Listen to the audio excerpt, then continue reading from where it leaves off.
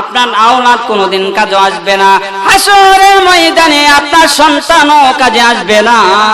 5টি সন্তান, আপনি 5 সন্তান নিয়ে বড়াই করেন, আপনার দল বড় দল নিয়ে বড়াই করেন, আপনি আপনার দল ক্ষমতায় আছে, যে বড়াই দেখান বাবারে, এই বড়াই দেখায়া পৃথিবীতে আপনি ক্ষতিগ্রস্ত হইতে যায়েন না। এই দলের বড়াই করবেন না। কারণ হচ্ছে আমার আল্লাহ আমাকে বানাইছে, আমার আল্লাহর কুদরতের নিদর্শন, আমার আল্লাহর কুদরতের পায়ে সেজদার চিন্তা করব, আমার আল্লাহর কুদরতের পায়ে সেজদা করব। আমার আর আপনার যে এমন সৌভাগ্যশীল কপাল আর কার হতে পারে? এই জন্য নবীজি বলে 3টা জিনিস ব্যতীত আর কোনো কিছুই বাকি থাকবে না। এক নাম্বার হচ্ছে ইদা মাতাল ইনসানু ইনকাতা আনহু আমালুহু ইল্লা মিন সাদাকাতিন। এক নাম্বার হচ্ছে সদকা জারিয়া। ও মুমিন মুসলমান ভাইয়েরা রে, আলা মাকান ওয়া ইনসানান আলা ইনসান।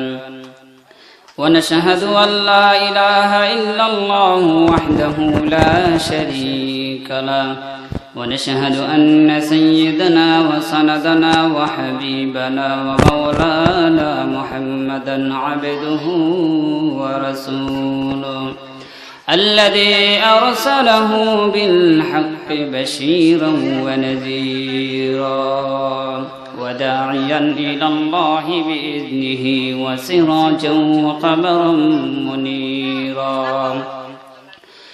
أما بعد فقد قال الله تعالى في كلامه المجيد وفي فرقانه الحميد: أعوذ بالله من الشيطان الرجيم. بسم الله الرحمن الرحيم. إنا أنزلناه قرآنا عربيا.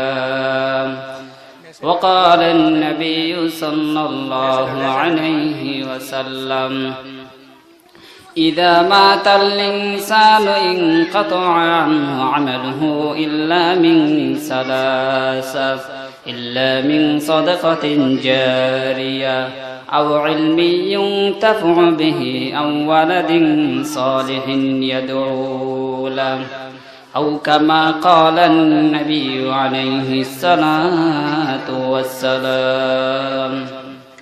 اللهم صل على محمد وعلى آل محمد كما صليت على إبراهيم وعلى آل إبراهيم إنك حميد مجيد. روح حسن مصطفى، روح حسن مصطفى ये के बहरे बेकराम, उसके साहिल तक कोई तेरे बाया को पहुँचा नहीं। बनगल उला बिकमालिही कशफत दुजा बिजमानिही खसनत जमीउ खिसालिही सल्लु अलैहि व आलिहि। अल्हम्दुलिल्लाह। মঈন মধ্যপাড়া হাফেজ বাড়ি আসহাবে সুফা ইসলামী ঐক্য পরিষদের পক্ষ থেকে মৃত ব্যক্তিদের রুহের মাগফিরাত কামনায় আজ ওয়াজ ও দোয়ার মাহফিল ও ইসলামী মহাসম্মেলনের সম্মানিত সভাপতি সাহেব আলহাজ হযরত মাওলানা হাফেজ আবুল হাশিম সাহেব পেশ ইমাম মঈন ঈদগাহ এবং সহসভাপতি হিসেবে আসন গ্রহণ করবেন জনাব মোহাম্মদ জয়নাল আবদিন জিতু মিয়া এবং সহসভাপতিতে আসন গ্রহণ করবেন হাফেজ আবুল কাসেম সাহেব এবং প্রধান অতিথি হিসেবে আসন গ্রহণ করবেন প্রখ্যাত আলেমী দ্বীন হযরত মাওলানা খালিদ সাইফুল্লাহ আইয়ুবী সাহেব এবং কারি সাইদুল ইসলাম আসাদ সাহেব। হযরতরা আপনাদের সম্মুখে অবশ্যই মূল্যবান তাকরীর পেশ করিবেন। তার পূর্বে আমি নগণ্য গুণগান নালায়েক আপনাদের সম্মুখে 2-4টি কথা বলবো এবং মেহমানদেরকে সে মেহমানের স্থান খালি করে দিব ইনশাআল্লাহ। আল্লাহ তাআলা সকল হযরতকে নেকে হায়াত দান করক, এবং যারা বিশেষ করে আমার পাড়ায় আমার প্রতিবেশী যারা দুনিয়া থেকে মৃত্যুবরণ করেছে, আল্লাহ তাআলা তাদের কবরকে জান্নাতের বাগিচা বানাক, সকলে বলে আমিন। প্রিয়ারা হাজিরিন, আজকে বিশেষ করে রুহে মাগফিরাত কামনায় হয়তো আমরাও একদিন দুনিয়াতে আছি, আরেকদিন দুনিয়াতে থাকবো না, এমনটাই। কারণ সর্বক্ষণ মানুষের সর্ব জায়গায় থাকে না। পৃথিবীতে মানুষ আসাই মানে যাওয়ার একটা লক্ষ্য। যেদিন জন্ম গ্রহণ করে এই দিন আসাই মানে যাওয়ার একটা লক্ষ্য, ঠিক না ভাই? পৃথিবীতে আসা মানে পৃথিবীতে আমরা একদিন থাকবো না। দেখবেন বাচ্চারা যখন পৃথিবীতে ভূমিষ্ঠিত হয়, হাতটা কিন্তু মোট অবস্থা থাকে, ছাড়া অবস্থা থাকে না, ঠিক না? মোট অবস্থা থাকে, এটা মোট অবস্থা থাকে। এবং মৃত্যুর সময় কারো হাত মোট অবস্থা থাকে না, ছাড়া অবস্থা থাকে। এ কথার একটা উপদেশ রয়েছে। উপদেশটা হচ্ছে পৃথিবীতে হাত মুট করে পৃথিবীতে জন্মগ্রহণ করা, এটা এর আলামত কি, এর কারণ কি? কারণটা হচ্ছে পৃথিবীতে আসার পরে সে পৃথিবীতে বিবাহ শাদী করবে, সংসার করবে, সে রাজনীতি করবে, সে পৃথিবীতে চলবে, সন্তানাদি হবে, এলাকায় চলবে, সব কিছু চলবে। যে সব কিছু তার হাতে মসজিদে আছে বলে সে হাতটা মুট করে আছে। পৃথিবীতে ছেড়ে যাওয়ার পরে হাতটা ছেড়ে দেয় কেন? পাহাড়ে পৃথিবীতে চলে যাচ্ছি, আমিও নাই, আমার সন্তানও নাই, আমার আওলাদও নাই, আমার সম্পত্তিও নাই, আমার বন্ধু বান্ধব কেউ নাই। দুনিয়াতে মাতাব্বরি অহংকারে কাকে নিয়ে করতাম, আজ তো অন্ধকার কবরে শায়িত হয়ে যাব।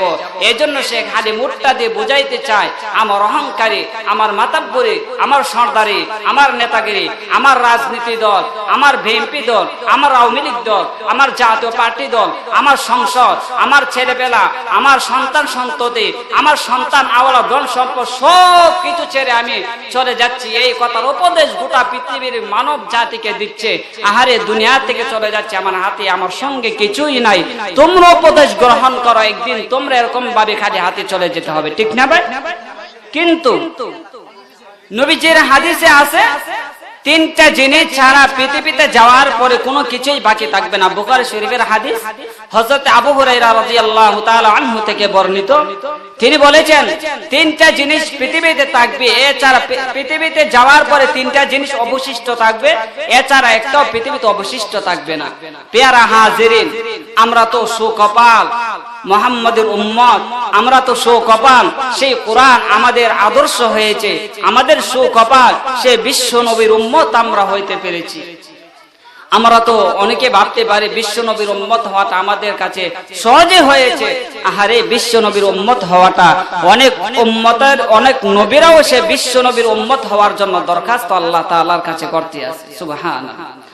হযরত ঈসা আলাইহিস সালাতু ওয়াস সালাম, তিনি যখন হযরত ঈসা পয়গম্বর, তিনি হাঁটতে হাঁটতে জঙ্গলের মধ্যে চলে গেল।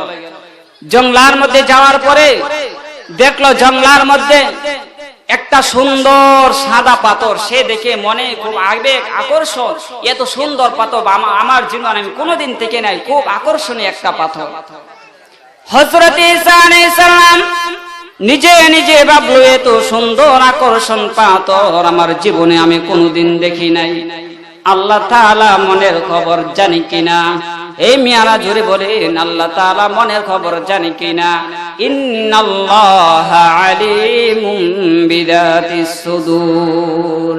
মনের খবর পেশা বাবা জানতে পারে না, আমার ক্ষমতা দিন জানতে পারে না, আমার রাজনীতিবিদ জানতে পারে না, ক্ষমতার ভেদ একমাত্র আমার আল্লাহ জানে।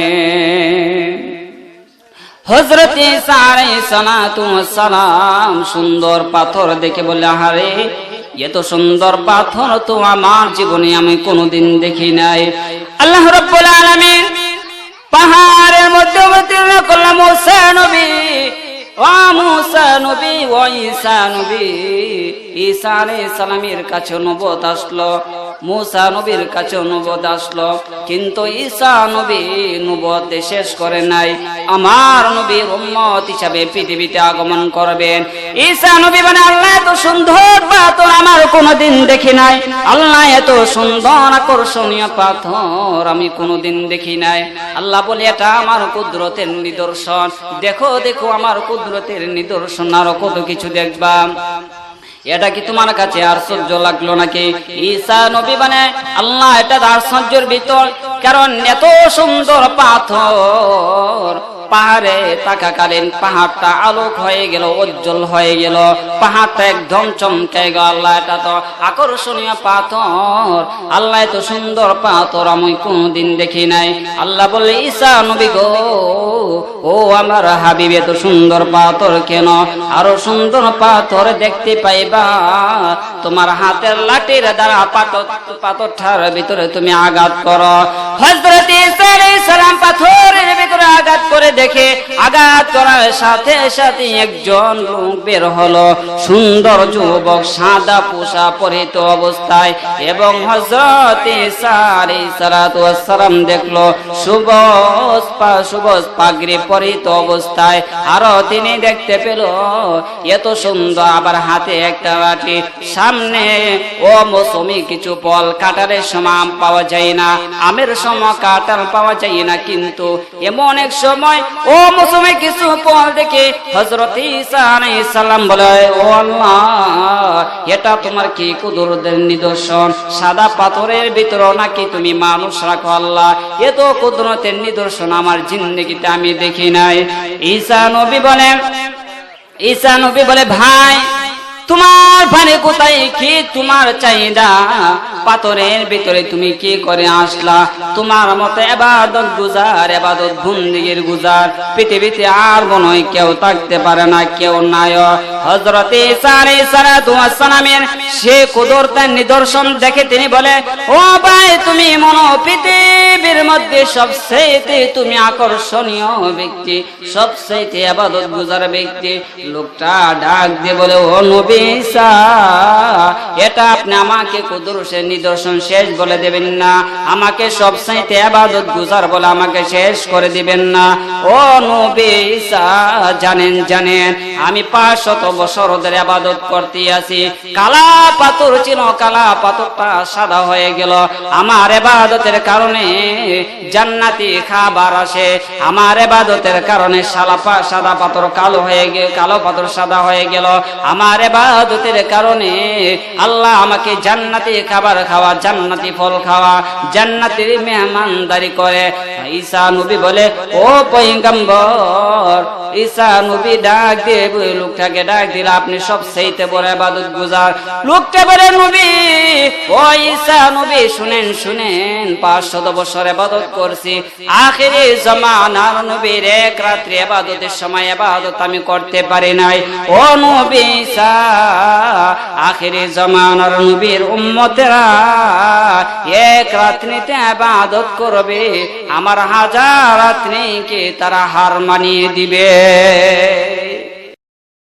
আমি 500 বছর ধরে আমি ইবাদত করতে আছি, কিন্তু তারা এক রাত্রিতে ইবাদত করবে, আমার 500 বছর ইবাদতকে তারা হার মানিয়ে দিবে। সুবহানাল্লাহ। এই জন্য নবীর উম্মত হওয়াটা এটা আমাদের জন্য সৌভাগ্যশীল আমরা মনে করি। নবীর উম্মত হওয়াটা আমাদের জন্য আমরা সুকপাল মনে করি। আল্লাহ তাআলা এই সুকপাল সকলকে সুযোগ দেয় নাই। আর বিশেষ করে নবীর উম্মত হওয়ার পরে সবচাইতে সুকপাল হলো তারাই যারা নবীর আদর্শ গ্রহণ করেছে, যারা কোরআনের আলো পেয়েছে, কোরআনের সোহবত পেয়েছে। কোরআনের আলো আর কোরআনের পরশ পাওয়ার পরে হযরত আবু বকর, হযরত উমর, হযরত ওসমান, এত দামি সাহাবারা, তারা মুশরিক ছিল, মুনাফিক, তারা মুশরিক ছিল, তারা কাফের ছিল, কিন্তু নবীর আদর্শের কারণে, কোরআনের সোহবত রাখার কারণে, কোরআনের আলো পাওয়ার কারণে আল্লাহ তাদের জিন্দেগিটাকে চমকাই দিল। একমাত্র কারণ হচ্ছে এই কোরআন। আল্লাহ রাব্বুল আলামিন বলেন, কিতাবুন আনজালনাহু ইলাইকা লিতুখরিজান নাসা মিনাল যুলুমাতি ইলান নূর।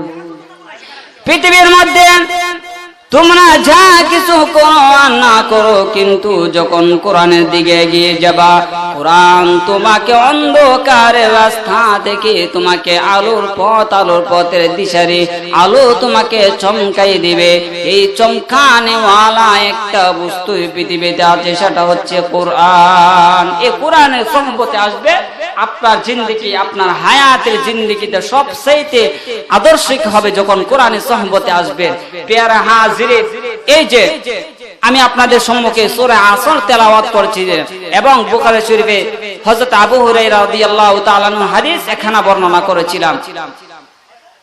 এই সূরা আসর আল্লাহ রাব্বুল আলামিন প্রথমে বলছে ওয়াল আসর, আল্লাহ তাআলা আসরের কসম খাচ্ছে। লম্বা চূড়া আলোচনা। এই আসরের কসম কি জিনিস, আসরের কসম কেন খালো, সেটারও একটা কারণ রয়েছে। পেয়ারা হাজিরিন, এই যে আসরের সময় কসম খেলো, খাওয়ার পর আল্লাহ বলে ওয়াল আসরি ইন্নাল ইনসানা লাফি খুসর, অবশ্যই মানুষ ক্ষতিগ্রস্ত। ইন্নাল ইনসানা লাফি খুসর, আল্লাহ রাব্বুল আলামিন তাকিদ দিয়ে বলে অবশ্যই মানুষ ক্ষতিগ্রস্ত। একমাত্র চার দলে চার গুণে গুণান্বিত যারা হবে তারাই শুধু হেদায়েতের পথ পেল। যারা চার গুণে গুণান্বিত হলো তারাই শুধু ক্ষতিগ্রস্ত থেকে বেঁচে গেল। যারা চার গুণে গুণান্বিত হলো পৃথিবীতে এবং আখিরাতে, দুনিয়াতে, জিন্দেগিতে, সব জিন্দেগিতে তাদের চমকাই গেল। একমাত্র তাদের এই হেদায়েতের আসার একমাত্র কারণ চার গুণে গুণান্বিত হতে হবে। কয় গুণে? চার গুণে। এক নম্বর হচ্ছে ইল্লাল্লাযীনা আমানু, যারা ঈমানদার, যারা মুমিন, যারা মুসলমান, ওয়া আমিলুস সালিহাত, শুধু মুসলমান হলেই চলবে না, মুসলমান হওয়ার পরে মুসলমানেরা যখন নবীর আদর্শে আদর্শিত হবে, মুসলমানেরা যখন আল্লাহর কোরআনের নিদর্শন প্রাপ্ত হবে, যখন তারা নেক আমল করবে, তারা হেদায়েত প্রাপ্ত হবে। আল্লাহ রাব্বুল আলামিন তৃতীয়বার বলে, তৃতীয় গুণ হবে ওয়া তাওয়াসাউ বিল হাক্কি, তোমরা সর্বদাই সবর ধরো, ওয়া তাওয়াসাউ বিস সবর, ওয়া তাওয়াসাউ বিল হক, সত্য কথা বলো, ওয়া তাওয়াসাউ বিস সবর, তোমরা ধৈর্য ধারণ করো। এক নাম্বার হচ্ছে ঈমান আনতে হবে, দুই নাম্বার হচ্ছে নেক আমল করতে হবে, তিন নাম্বার হচ্ছে হক কথা বলতে হবে, চার নাম্বার হচ্ছে তোমরা হকের পরে তোমরা ধৈর্য ধারণ করতে হবে। কারণ হকের কথা বলতে গেলে বিপদ আসতে পারে, হকের কথা বলতে গেলে সমাজে কিছু লোক পেত্তা ভাববে। হকের কথা বলছিলেন নবী মুহাম্মদুর রাসূলুল্লাহ সাল্লাল্লাহু আলাইহি ওয়াসাল্লাম, বলার কারণে বিভিন্ন লোকেরা সমালোচনা, বিভিন্ন লোকেরা মারধর, সে খাওয়ার পরেও হকের পরে নবীকে বলে নবী হক কথা বলতেই আছেন, কালিমা শাহাদাতের দাওয়াত আপনি দিতেই আছেন, দেওয়ার পরে বিপদ আসতেই পারে, আপনি আশাটা আপনার মন ঘাবড়ে দেবেন না, আপনার মন না ঘাবড়ে আপনি ধৈর্য ধারণ করতে হবে, সবর করতে হবে। সবর যত হবে তার সবরটা যত সুন্দর হবে, তার আমলটা তত সুন্দর হবে। আমল সুন্দর হওয়ার কারণে, এই সুন্দর গুণান্বিত হওয়ার কারণে, চার গুণের আদর্শিত হওয়ার কারণে ওই লোকটাই আল্লাহ বলে আসরের কসম খেয়ে বলা, চার গুণ ব্যতীত একটা লোক সমাজের মধ্যে ঠিক নাই, সবগুলো ক্ষতিগ্রস্ত। কয় গুণ? চার গুণ যার ভিতরে আছে। আল্লাহ রাব্বুল আলামিন বলে এই চার গুণে গুণান্বিত যারা হবে রে, কত মানুষ ঈমান আনছে, লা ইলাহা ইল্লাল্লাহ পড়ছে, যারা ঈমানদার হওয়ার পরেও নেক আমল করে নাই, নেক আমল না করার কারণে লোকটা কিন্তু ক্ষতিগ্রস্তের কাতারে রয়ে গেল। নেক আমল না করার কারণে লোকটা কিন্তু পরিপূর্ণ মুমিন হতে পারল না। ও মুমিন ভাই, মুসলমান ভাই, লা ইলাহা ইল্লাল্লাহ শুধু পড়ার দ্বারা মুসলমান হওয়া যায় না। এর ভিতরে কি আদর্শ রয়েছে, এর ভিতরে কি আখলাক রয়েছে, ওইগুলো আমাদের ধরতে হবে। শুধু লা ইলাহা ইল্লাল্লাহ পড়লাম তাতে হবে না। লা ইলাহা ইল্লাল্লাহ পড়ার দ্বারা, লা ইলাহা ইল্লাল্লাহ বলার দ্বারা কি অর্থ হলো? লা ইলাহা ইল্লাল্লাহ এর অর্থ কি? লা ইলাহা ইল্লাল্লাহ মানে আমি কিছুই মানি না, আমি কিছুই চাই না, আমি কিছুই মানি না, আমি কাউকে মানি না, কিছুই পালন করি না, কিন্তু লা ইলাহা ইল্লাল্লাহ মুহাম্মাদুর রাসূলুল্লাহ, একমাত্র আমার আল্লাহকে আমি সত্য বলবো। আমার আল্লাহ যা বলছে, পৃথিবীটা হচ্ছে আল্লাহর জমিন, ইনিল হুকমু ইল্লা লিল্লাহ, এই জমিন হচ্ছে আল্লাহর আইন চলবে আল্লাহর। পৃথিবীতে কোনো রাজা বাদশার আইন চলতে পারে না, পৃথিবীতে একমাত্র কোরআনে আইন চলার নিদর্শন দিয়েছে আমার আল্লাহ। আল্লাহ রাব্বুল আলামিন বলে এই যে আল্লাহর কুদরতের নিদর্শন, আমার জমিনে বুক বলে হাঁটো, আমার জমিনে তুমি নাফরমান করো রে, নাফরমানি করার পরেও, আমার বাধ্য হওয়ার পরেও তুমি হকের পথে আছো বলে তুমি এটা বিশ্বাস, এই হকের পথে আছো বলে তুমি যদি দাবি করো, বুঝতে হবে তুমি হকের পথে না, তুমি বাতিলের পথে। সম্পূর্ণ ইবাদত বন্দেগী করার পরে নিজেকে নিজে হক দাবি করতে হবে, নিজেকে নিজে সাব্যস্ত দাবি করতে হবে। নিজে সুদ খাইলেন, উপর নিজেকে আবার হকের দাবি করলেন, আপনার মতো বোকা আসমানের উপরে জমিনের উপর আর হতে পারে না। সুদ খাইলেন, ঘুষ খাইলেন, সমাজের মধ্যে ফিতনাবাজি আপনি সৃষ্টি করলেন, আপনি হকের পথে আছে বলেন, বিশ্বাস হবে না। হকের পথে তারাই আছে যারা ঈমান আনার পরে আমল করলেন, আমল করার পরে আপনি হক কথা বললেন, হকের পরে আপনার বিপদ আসতে পারে, সবর ধরছেন। এই চার গুণে গুণান্বিত যারা না হবে, আপনি পরিপূর্ণ মুমিন হলেন না, আপনি মুমিন হলেন ক্ষতিগ্রস্ত মুমিন হলেন। এই জন্য প্যারা হাজিরিন, এই হকের কথা বলতেই হবে, নেক আমল করতেই হবে, সবর ধরতেই হবে, আমল লা ইলাহা ইল্লাল্লাহ আমল আমাদের এই বিশ্বাস আমাদের ভিতরে স্থাপন করতে হবে। প্যারা হাজিরিন, এই যে আমরা নেক কাজ কি করব, নেক কাজের নিদর্শন কি, নেক কাজ কি হতে পারে। আরেক হাদিসের মধ্যে বুখারী শরীফের হাদিস, নবীজি বলেন চারটা জিনিস ব্যতীত পৃথিবীতে যা আছে সব ধ্বংসশীল। কারণ হচ্ছে আল্লাহুম্মা লা ইয়ানফাউ মালুন ওয়ালা বানুন, আপনার সন্তানি কাজে আসবে না, আপনার আওলাদ কোনোদিন কাজে আসবে না, হাসরের ময়দানে আপনার সন্তানও কাজে আসবে না। পাঁচটি সন্তান, আপনি পাঁচ সন্তান নিয়ে বড়াই করেন, আপনার দল বড় দল নিয়ে বড়াই করেন, আপনি আপনার দল ক্ষমতায় আছে, এই বড়াই দেখান বাবারে, এই বড়াই দেখায়া পৃথিবীতে আপনি ক্ষতিগ্রস্ত হইতে যায়েন না। এই দলের বড়াই করবেন না। কারণ হচ্ছে আমার আল্লাহ আমাকে বানাইছে, আমার আল্লাহর কুদরতের নিদর্শন, আমার আল্লাহর কুদরতের পায়ে সেজদার চিন্তা করব, আমার আল্লাহর কুদরতের পায়ে সেজদা করব। আমার আর আপনার যে এমন সৌভাগ্যশীল কপাল আর কারো হতে পারে। এই জন্য নবীজি বলে চারটা তিনটা জিনিস ব্যতীত আর কোনো কিছুই বাকি থাকবে না।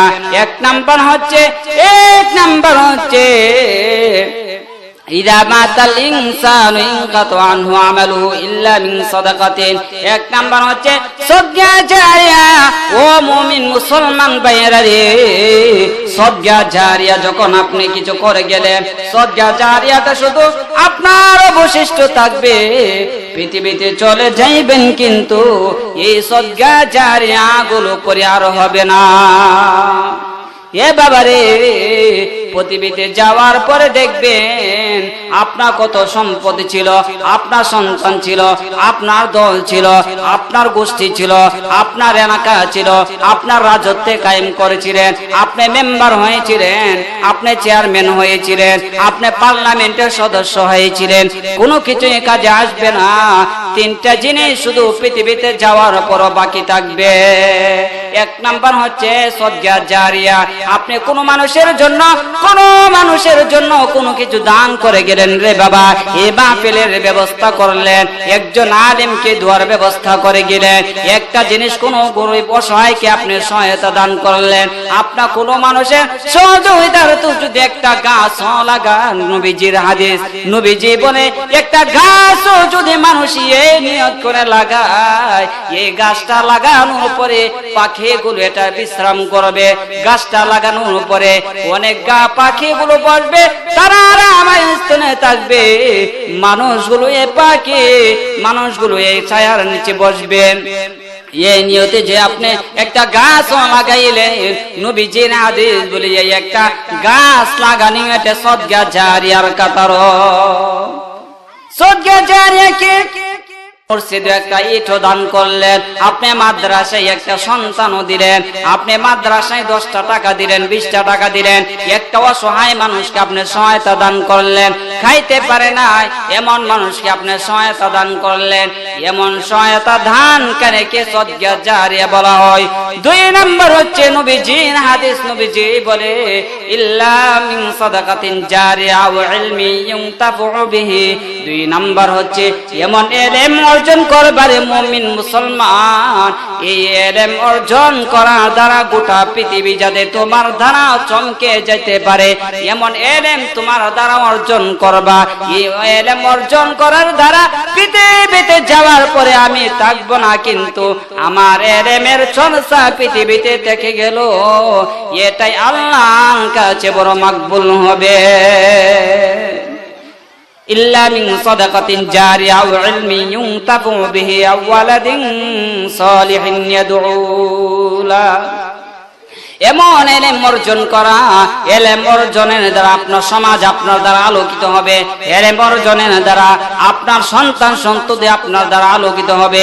ইলম অর্জনের দ্বারা আপনার গোষ্ঠী এই ইলমের দ্বারা অর্জিত হবে। আপনার পাড়া প্রতিবেশী ইলমের দ্বারা চমকে যাবে। এমন ইলম যখন অর্জন করবা, মুমিন তুমি চলে যাবা, কিন্তু সদকা জারিয়া হিসাবে বেনামাজিকে তুমি নামাজি বানিয়েছো, সুদখোরকে তুমি বেসুদকার বানিয়েছো, তুমি ঘুষখোরকে বেসুদখোর বানিয়েছো। এমন ইলম দ্বারা, এমন তা আপনি কোরআন হাদিস দিয়ে যখন মানুষটাকে বুঝাই দিলেন, রে বাবা ওই লোকটা যতদিন পর্যন্ত পৃথিবীতে থাকলো সুদ খাইলো না, ঘুষ খাইলো না, সমাজের মধ্যে ফিতনা সৃষ্টি করলো না, এমন ইলম অর্জন করার দ্বারা এ মুমিন মুসলমান ভাইরা রে, এমন ইলম অর্জন করার দ্বারা পৃথিবীতে চলে যাওয়া পর সদকা জারিয়া কিন্তু অবশিষ্ট থাকবে। 3 নম্বর হচ্ছে সদকা জারিয়া পৃথিবীতে চলে যাওয়ার পরে আপনার সন্তান থাকবে না, আপনার সম্পত্তি থাকবে না। 3 নম্বর হচ্ছে আপনার এই নেক সন্তান যখন পৃথিবীতে থাকবে, এই নেক সন্তানের দোয়াগুলো সদকা জারিয়া হিসাবে পৌঁছতে থাকবে। আপনার যখন 5টা সন্তান হলো, 10টা সন্তান হলো, আল্লাহ বলে সন্তান কোনো কাজে আসলো না। আল্লাহু মালা ইয়ানফাউ মালু ওয়ালা বানুন। আল্লাহ তাআলার এই আয়াতের মধ্যে বলেছে সন্তান কোনো কাজে আসবে না, ধন সম্পদ কোনো কাজে আসবে না। নবীজির হাদিসে বলে ধন সম্পদ কাজে আসবে, আপনার এই নেক সন্তানও কাজে আসবে। কারণ আল্লাহর কোরআনে বলতে চায় আপনার নেক সন্তান যখন হবে না, এই সন্তান কাজে আসবে না। নবীজির হাদিসে বলেছে যখন নেক সন্তান হবে, এই নেক সন্তানটা আপনার জন্য আপনার কাজে আসবে। পৃথিবীতে যাওয়ার পরে দেখবেন আরে কত কত আলেম নিয়ে মোনাজাত করায় দিলেন, আপনার ছেলের মতো মোনাজাত কি আলেম করবে নাকি? আপনার ছেলের মতো মোনাজাত আলেম করতে পারবে না।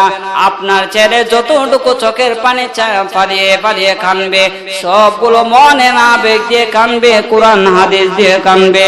সূরা ইখলাস তেলাওয়াত করলো, সূরা ফাতিহা তেলাওয়াত করে করে যখন রব্বে কারীমের কাছে মোনাজাত করে দিল, আমার আল্লাহ ডাক দিয়ে বলে এ ফেরেশতারা রে, দেখো দেখো আমার এই বান্দা কত মুনাজারা করতেছে বাবার জন্য, মায়ের জন্য, তোমরা সাক্ষী থাকো। তার সন্তান হিসাবে এই কান্নার কারণে আমি আল্লাহ চিরতর জন্য ক্ষমার ঘোষণা করে দিলাম। কি কাজে আসবো বাবা, কি কাজে আসবো? কয়েকটা জিনিসে কাজে আসবো। নেক সন্তান যখন হবে কাজে আসবো, বন সন্তান বড় সন্তান হওয়ার কারণে কাজে আসবে না। আপনার একটা সন্তান যখন বাবা, ও মুসলমান ও মধ্যপাড়ার এলাকার লোকেরা, হাফেজ বাড়ির লোকেরা, পূর্বপাড়ার সমস্ত সদস্যরা শুনে রাখো, একটা জিনিস খেয়াল করবেন, আপনার যখন নেক সন্তান হবে না, এই সন্তান আপনার জন্য কোনো কাজে আসবে না।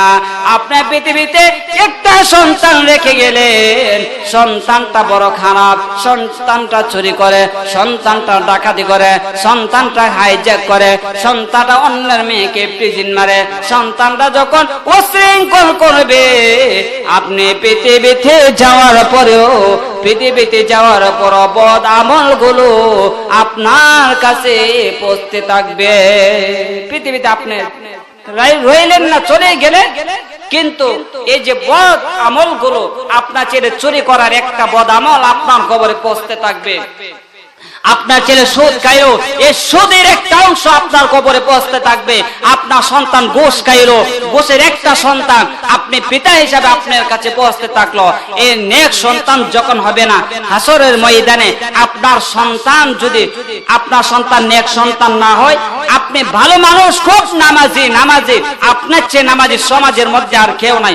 অনেক বড় নামাজি, 5 ওয়াক্তের নামাজি, সন্তানকে আপনি নামাজের আদেশ দেন নাই, সন্তানকে আপনি হকের কথা বলার জন্য আদেশ দেন নাই। হাসরের ময়দানে আপনার ফায়সালা হয়ে যাবে, আপনি জান্নাতে যাইবেন।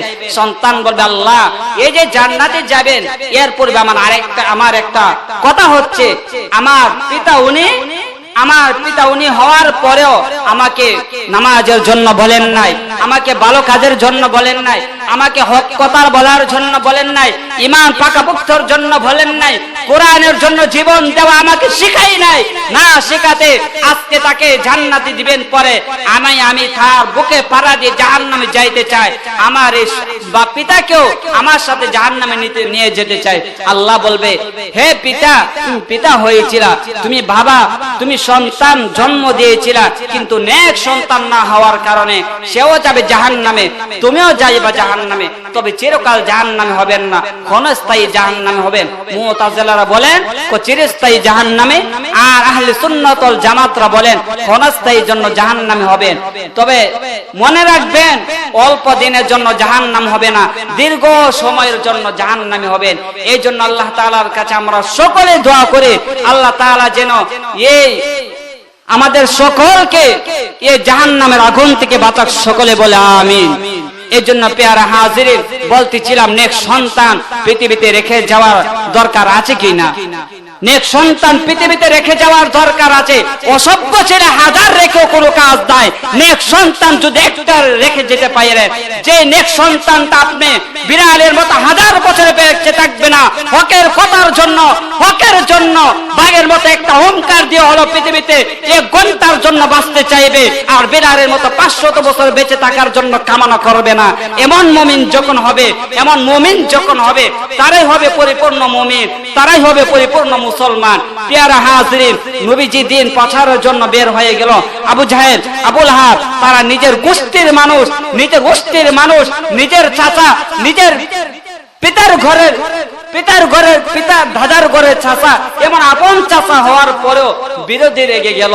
কারণ ইসলাম ধ্বংসের জন্য নিজে আপন মানুষ যতটুকু ক্ষতি করতে পারে, ইসলাম ধ্বংসের জন্য নিজের গোষ্ঠী যতটুকু ক্ষতি করতে পারে, গোটা পৃথিবীতে সারা বিশ্বের মানুষ এমন ক্ষতি করতে পারে না। কারণ কোরআন ধ্বংসের জন্য মুসলমানদের মধ্যে একদল মুনাফিক আছে, এই মুনাফিকরা কোরআন ধ্বংসের জন্য তারাই যথেষ্ট। আমি আপনাদেরকে একটা পরিষ্কার ভাষায় বলছি, মণিপুর থেকে যখন চোর চুরি করতে আসে, তখন দেখবেন এই চুরি যখন করতে আসে, তারা কিন্তু ডাইরেক্ট চুরি করতে পারে না, ডাইরেক্ট চুরি করতে পারে না। চুরি করতে হলে আপনার এলাকার একটা সিআইডি দরকার লাগে না বাবা? একটা সিআইডির দরকার লাগে। সিআইডি যখন থাকবে না, সিআইডি ছাড়া চুরি করার সুযোগ পাইবে না। কিভাবে চুরি করবে আপনাদেরকে বুঝাই। মণিপুর থেকে একটা চোর আসলো, চোর আসার পরে দেখবেন এমন এক জায়গাটা হিন করলো, যে জায়গাটা মিসকিপ বা চুকে ঢোকার কোনো সুযোগ নাই। চোর চুরি করবে দূরের কথা, সারা রাত্রে গর্তি তারা চলে যাবে, চুরি করার কোনো সুযোগ থাকবে না। এমন লোক চুরি করাইবে আপনাকে ঘরে, আপনার ঘরে এমন লোক চুরি করাইবে যারা সকাল সন্ধ্যা আপনার ঘরে ঢুকে, সকালে আপনার সাথে সাক্ষাৎ, বিকালে আপনার সাথে সাক্ষাৎ, সন্ধ্যায় আপনার সাথে সাক্ষাৎ। এমন লোক যদি হয়, সেও আপনার ঘরে চুরি করানো সম্ভব হয়, অন্যথায় চুরি করার কোনোদিন সম্ভব হবে না। ঠিক তদ্রুপভাবে ইসলাম ধ্বংস করার জন্য বেঈমান কাফের মুশরিক ধ্বংস করতে পারবে না যতক্ষণ পর্যন্ত মুসলমানদের মধ্যে দালাল সৃষ্টি না করতে পারবে, মুসলমানদের সমাজে মুনাফিক সৃষ্টি না করতে পারবে, মুসলমানদের সমাজে বেআদর্শ লোক সৃষ্টি না করতে পারবে। মুসলমানদের সমাজে মুনাফিক সৃষ্টি করার আগে, মুসলমানদের বিদ্বেষী সৃষ্টি করার আগে ইসলাম ধ্বংস করার কোনো বিকল্প থাকবে না। ইসলাম ধ্বংস করার জন্য সবচেয়ে বড় হাতিয়ার হচ্ছে মুনাফিক। কথা কোন ঠিক কিনা? মুসলমানদের মধ্যে ইসলাম ধ্বংস করার জন্য মুসলমান হচ্ছে সবচেয়ে বড় নিকৃষ্ট।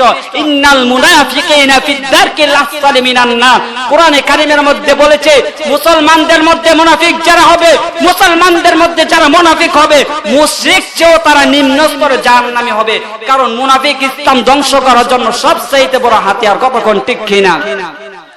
প্রিয় হাজিরিন, স্মরণ রাখবেন, এই যে ইসলাম ধ্বংস করার জন্য বহু ষড়যন্ত্র চলছে, সামাজিক ভাবে, রাষ্ট্রিক ভাবে, ধার্মিক ভাবে সব ধ্বংসকে উৎখাত করে মুসলমানদের সমাজে যারা হক কথা বলতে যাবে বিপদ আসতেই পারে।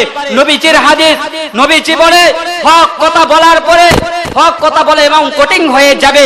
এখন আংরা হাতে নেওয়াটা যেমন কঠিন হবে, আখেরি জামানার নবীর উম্মতেরা ঈমান রাখাটা এর চেয়ে বেশি কঠিন হবে। আংরা রাখাটা সহজ হয়ে যাবে, ঈমান রাখাটা কঠিন হয়ে যাবে, হক কথা বলাটা তাদের কাছে কঠিন হয়ে যাবে। পরিষ্কার ভাষায় বলছি, হক কথা বলতে হলে বিপদ আসতেই পারে। আপনি যদি মার খাইতে হয়, সমাজ থেকে উৎখাত করতে হয়, হকের পক্ষে কথা বলতে হবে, বেঈমানের পক্ষে যাওয়া যাবে না। কথা কোন ঠিক কিনা? হকের জন্য যদি জীবন দিতে হয়, নবীজি যখন দ্বীনের দাওয়াত প্রচার করতেছিলেন এমন সময় বিপদ আসলো কিনা? বিপদ আসতেই আছে। নবীজির কাছে বেঈমান কাফের মুশরিকরা বলে, চাচা ভাতিজা, কেউ ভাতিজা লাগে, কেউ চাচা লাগে, কেউ ভাই লাগে। ভাই ভাতিজা, মুহাম্মদ তোমাকে একটা কথা বলে দিচ্ছে, তুমি যদি আমাদের সাথে মিলে যাও, তোমরা আমার কাছেও আসবা, বাতিলের কাছেও আসবা, আমরাও তোমার হকের কাছে যাব। নবীজি বলে, এর জন্য আমাকে পাঠাই নাই, হক কথা বলার জন্য পাঠাইছে, আমি হক কথা বলতেই হবে। নবীজির কথাই আবার পাল্টা মুশরিকরা জবাব দিয়েছিল, এ মুহাম্মদ, যদি তুমি হক কথা ছেড়ে দাও তাহলে তোমাকে হয়তো তুমি নারী চাইলে সবচেয়ে বড় সুন্দরী নারী তোমাকে দান করব। নবীজি বলে, সুন্দরী নারীর জন্য আমাকে পাঠাই নাই। আবার বললে, নবী মুহাম্মদ, যদি এর জন্য আমাকে পাঠাই নাই। নবীকে আবার বললে, হে মুহাম্মদ, যদি ছেড়ে দাও তোমাকে রাষ্ট্রের প্রধান বানাবো, সুন্দরী নারী দিব, সবচেয়ে বেশি ধন সম্পদ দান করব। নবী বললেন, এর জন্য আমাকে পাঠাই নাই। এ চাচা, শুনে রাখো, সুন্দর পরিষ্কার ঘোষণা শুনে রাখো, বিপদ আসুক আর আপনি আমাদের সাথে থাকুক আর না থাকুক, হকের পক্ষে কথা বলবো, তাই আপনারা আসেন আর না আসেন, এছাড়া বিকল্প কোনো কথা হবে না। নবীজি বলে, এই ঘোষণা দেওয়ার পরে নবীজি বলে, আপনারা আসতেও পারেন না আসতেও পারেন, হকের কথা আমার বলতেই হবে, হকের পথে আমি শহীদ হতে হবে। হকের জন্য শহীদ হয়েছিল হযরত আবু বকর, হকের জন্য শহীদ হয়েছিল হযরত ওমর, হযরত উসমান, হুসাইন আহমদ মদনী, আনোয়ার শাহ কাশ্মীরি রহমাতুল্লাহ আলাইহি, মুফতি আমিনী রহমাতুল্লাহ আলাইহি, এরকম যারা বড় হয়েছে হকের পক্ষে থেকে তারা শাহাদাত বরণ করেছে। কথা কোন ঠিক কিনা? আজকে সমাজের মধ্যে হকের কথা বলার পরে আপনাকে আপনার হুমকি দিতে পারে, হকের কথা বলার পর আপনার উপরে আঘাত আসতে পারে, আপনার সমাজ থেকে উৎখাত হতে পারে। সবগুলোকে উৎখাত করে আপনি হকের পক্ষে যেতে হবে, বাতিলের কাছে আপনাকে মাথা নত করা যাবে না। কথা কোন ঠিক কিনা? আল্লাহ রাব্বুল আলামিন বলে, এই হক কথা যখন বলতে যাইবেন, আপনি হক কথা বলার পর আপনার বিপদ আসতেই পারে, তারপর কি করবেন? আল্লাহ রাব্বুল আলামিন সূরা আসরের মধ্যে বলেছে, আপনার ধৈর্যও ধারণ করতে হবে, আপনার সুন্দর আদর্শ আপনার বজায় যেতে হবে। কেউ আপনাকে গালি দিল, আপনাকে তাকে ভাই বলে ছেড়ে দিতে হবে। এই সব আদর্শ আমাদেরকে মানতে হবে। আল্লাহ রাব্বুল আলামিন এই আদর্শিত আমাদের করার তৌফিক দান করুন। প্যারা হাজিরিন, এই জন্য নেক আমল করার পরে আপনাকে হকের পক্ষে দ্বীনের দাওয়াত দিতে হবে।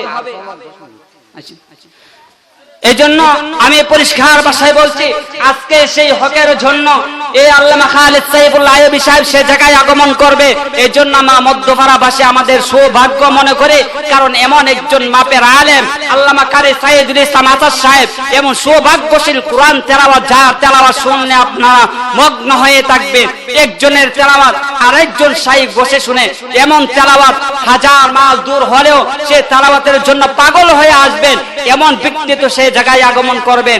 এই জন্য কেউ মন ঘাবড়াবেন না, কেউ ধারাধারি নাই, কেউ সবগুলো আমরা কোরআনের জন্য করতে পারি, কোরআনের জন্য আমরা সব কিছু করতে পারি। আল্লাহ রাব্বুল আলামিন আমাদেরকে কোরআনের উপর, হকের উপর থাকার তৌফিক দান করুন।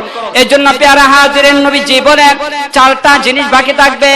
এক নাম্বার হলো সন্তানেরা পৃথিবীতে যাওয়ার পরেও আপনার নেক সন্তান যখন থাকবে, কাজে আসবে। আপনার কিছু ধন সম্পদ টাকা রেখে গেল, এই ধন সম্পদ যদি আমার আল্লাহর কাছে লাগিয়ে দেওয়া হয়, আমার আল্লাহর দিকে যদি মনোনিবেশ করা হয়, মসজিদ বানিয়ে দাও, মাদ্রাসা বানিয়ে দাও, অসহায় লোককে সহায়তা দান করলো, আপনি একটা টেবিল দিন, অসহায় মানুষকে রাস্তা করে দিলেন, পেনের ব্যবস্থা করে দিলেন, বিদ্যুতের ব্যবস্থা করে দিলেন, আপনার হাতের দ্বারা যখন মুমিন নিরাপদ থাকবে, মান আল মুসলিম মান সালিম আল মুসলিমুনা মিন লিসানি ওয়া ইয়াদিহি। নবীজি বলে যখন কোন মুমিন মুসলমান, যখন কোন মুমিন মুসলমান তারাই হবে যাদের হাত আর মুখের দ্বারা অন্য মানুষ নিরাপদ থাকবে। এই দুই গুণ গুণান্বিত যারা হবে তারা প্রকৃত মানুষ হবে। বাবা, ওই গুণে গুণান্বিত আমাদের সমাজে হাতের দ্বারা মানুষকে কষ্ট দেয় কিনা, দেয় কিনা, দেয় কিনা? হাতের দ্বারা মানুষকে কষ্ট দিলেন, জবানের দ্বারা মানুষকে কষ্ট দিলেন। এই কষ্ট দেওয়ার পরে আপনাকে পরিপূর্ণ মুমিন সাব্যস্ত করতে পারবেন না। আপনি বুঝতে হবে 2 নম্বর মুমিন। কয় নম্বর মুমিন? 2 নম্বর মুমিন। আমরা 2 নম্বর মুমিন হব না, 1 নম্বর মুমিন হব। 1 নম্বর মুমিন হলে কাজ করতে হবে 2টা। কয়টা কাজ করতে হবে? 2টা।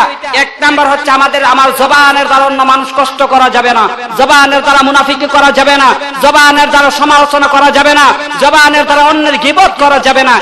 জবানের দ্বারা অন্যের গীবত যদি করেন তাহলে নবীজির হাদিসে বলেছেন, জবানের দ্বারা যারা কষ্ট দিল অন্য মানুষকে, মুনাফিকি করলো, মুনাফিকি নবীজি বলে যে কোনো মৃত ব্যক্তি তার আপন ভাইয়ের গোশত খেলো। এক লোক বলল, হুজুর কই, আমি তো জবানের দ্বারা মুনাফিকি করলাম, আমার তো কোনো গোশত খেলাম এমন কোনো লক্ষণ পাওয়া যায় না। বুজুর্গ মানুষ কাশফের মাধ্যমে তিনি বললেন, ঠিকই তুমি মুনাফিকি করছো, তুমি তার বাস্তবতা যদি তুমি দেখতে চাও, তুমি এখন বমি করো। বমি করার পরে দেখা যায় তার একটা গোশতের টুকরা বের হয়ে আসলো। বুজুর্গ লোক বলে, দেখো এই গোশতের টুকরাটা কেন আসলো? একমাত্র কারণ হচ্ছে তুমি মুনাফিকি করার কারণে তোমার মৃত ভাইয়ের গোশত খেলা। এর জালস্ত প্রমাণ নবীজির হাদিস আজকে প্রমাণ হয়ে গেল। এই জন্য এই জবানের দ্বারা মানুষকে কষ্ট দেওয়া যাবে না, এই জবানের দ্বারা মানুষকে কষ্ট দেওয়া যাবে না, এই জবানের দ্বারা মুনাফিকি করা যাবে না, এই জবানের দ্বারা বাতিল কথা বলা যাবে না, এই জবানের দ্বারা বিপদ কথা বলা যাবে না। এই জবান আমার আল্লাহ দান করছে, এই জবান আমার আল্লাহর জন্য রিজার্ভ করে রাখতে হবে। এ মুমিন মুসলমান, এই জবান আমার আল্লাহ দিল, এই জবান আমার আল্লাহ দেওয়ার পরে জবানের দ্বারা কোরআনের বিরোধিতা করলাম, এই জবানের দ্বারা আলেমের বিরোধিতা করলাম, এই জবানের দ্বারা আপনি কোরআন হাদিস বিরোধী করলেন। আমার আল্লাহ বলে, এই জবান তো আমি আল্লাহ দিয়েছিলাম রে মুমিন, যদি এই জবানের দ্বারা হোক কথা বলতে যেতে তাহলে তো কত সুন্দর তোমার জবানটা ছিল। কারণ মুসলমান এ হাইওয়ানে নাতে হয়েছে, এটা আল্লাহ তাআলার বড় অনুগ্রহ। আপনার হাতের দ্বারা অন্য মানুষ নিরাপদ হইল না, আপনার সমাজের মধ্যে আপনার বড় দাবশীল অসহায় মানুষের আপনি আঘাত করলেন। এ বাবা, এর জবাব একদিন আবার আল্লাহর কাছে দিতে হবে। এখন দেন আর না দেন, আমার আল্লাহর কাছে এর জবাব দিতে হবে। আল্লাহ রাব্বুল আলামিন বলে, যারা পরিমাণ যদি বদ আমল হয়ে থাকে এর দ্বারা আমার আল্লাহর এই মিজানের পাল্লা হাজির হয়ে যাবে। যারা পরিমাণ যদি নেক আমল করে থাকো এর আমল আমার আল্লাহর কাছে হিসাব হয়ে যাবে। যারা পরিমাণ নেক কাজ করছে, নবীজির হাদিস আরেক হাদিসের মধ্যে বলেছে, সবচাইতে নিম্ন স্তরে ইমানদার, সবচাইতে নিম্ন স্তরে উপকারী ব্যক্তিও যদি উপকার করে যায়। উদাহরণস্বরূপ তিনি বলেছিলেন, পথের কাঁটা পড়ে আছে, এ পথে কাঁটা পড়ার পরেও যদি এ কাঁটাটা সরাই দিলেন, এটা নেক নিয়তে করছে, নেক নিয়তে, বদ নিয়তে না, নেক নিয়তে করার পরে পথের কাঁটা সরাই দিলেন, পরে যে ব্যক্তি জাহান্নামে সবচাইতে পরে জাহান্নাম থেকে উঠে জান্নাতে যাবে। এমন একটা আদনা কাজও তোকে ইমানদার হওয়ার পরে, মানে একটা আদনা কাজও যদি আমার আল্লাহর জন্য করে যেতে পারে।